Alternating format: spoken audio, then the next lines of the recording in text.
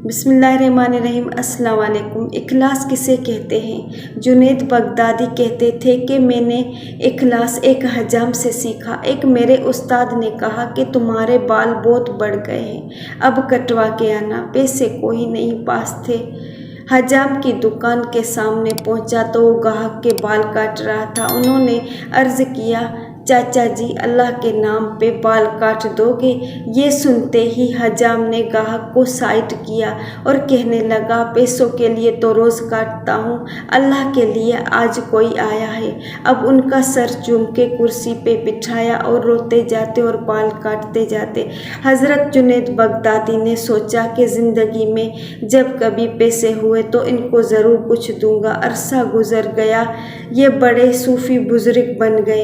एक दिन मिलने के लिए गए, वाक़या याद दिलाया, कुछ रकम पेश की तो हजाम कहने लगा, जुनैद तो इतना बड़ा सूफ़ी हो गया, तुझे इतना नहीं पता चला कि जो काम अल्लाह के लिए किया जाए उसका बदला मखलूक से नहीं लेते।